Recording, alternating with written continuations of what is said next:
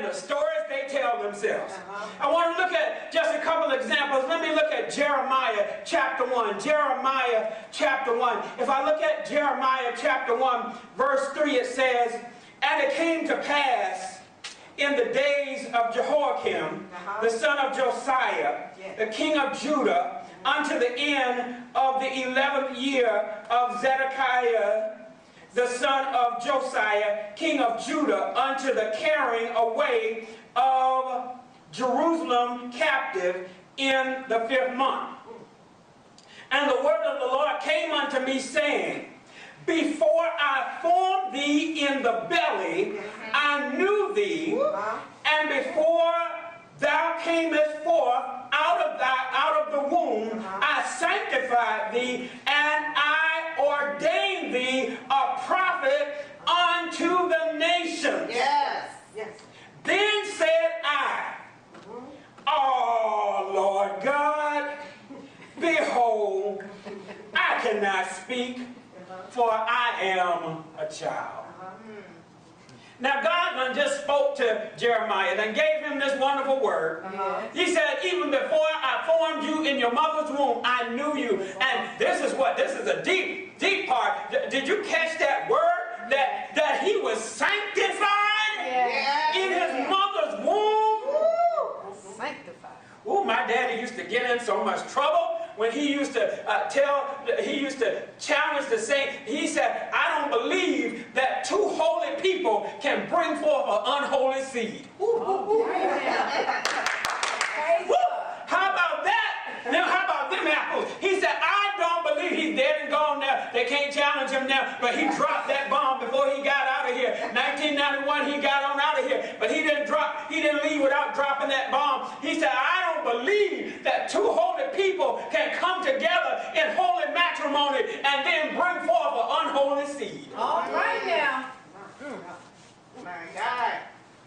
But here, God is saying to Jeremiah, he said, before you were formed in your mother's womb, I knew you. Yes. I had knowledge of you, and I sanctified you. Yes, sir. Yes. That means set him apart. Yes, sir. Yes, sir. He was already set apart. Even in his mom's womb, he was already set apart. And Jeremiah, with his issues, with his stuff, starts to tell his own story. Jeremiah said, oh, look at who he's telling this to. He says, oh, verse 6, then said I, oh, Lord God, behold, I cannot speak, for I am a child. Yes. He starts to telling his story. God's people and their stories. He says, I'm a child. Verse 7. But the Lord said unto me, say not, I am a child, for thou shalt go to all that I shall send thee, and whatsoever I command thee, thou shalt speak. Whatsoever I shall command thee, thou shalt speak. Be not afraid. Here's your challenge. Be not afraid of their faces, for I am with thee to deliver thee, saith the Lord. My God. Be not afraid of their faces. That was me. I got to tell you, that was me. I said it on the call the other night. That was me. I watched Sister Minister Bland's message, how she talked about how she was shy as a child. And her message, I looked at it again this week, and she was telling her testimony, how shy she was, and how she was scared to get up. She had gotten that part. She had to speak. And her grandma said, well, all you got to do is say what they tell you to say and sit down. In other words, she was saying, just say what you're supposed to say and sit down. You ain't got to go through all of that fear. In other words, she was putting boldness in her. My God, yes. I shared on Thursday how, as a young pastor, 1994, 95, 96, I was made to feel less than, because I had people that would say to me, oh, you know, look at him. He looks so young. Oh, I almost didn't hear what you said, Pastor. You look so young up there. You look like a little boy up there. And so I'm hearing these people saying, oh, you look like a little boy. And so it starts to feed in your spirit. Oh, I'm just a child. I'm like Jeremiah. They ain't going to hear me. I I look like a child, even though I'm over 21, even though I'm 30 or whatever, and they still think I'm a child. And then somebody else says, oh, that message you preaching, oh, it sounds good, but that's candy. That's no candy, sweet dessert message. People need some real meat. You don't have no meat message. That's just some little candy. It'll keep people for a while, but then they ain't gonna hang with you because you ain't giving them nothing. You ain't coming hard enough for them. You're not hooping. You're not doing all of this stuff. But all of these stories get in your system. Yes, right. Yes. Get in your spirit. Yes, right. Yes. Get in your mental system. Get in your mind. Get in your heart.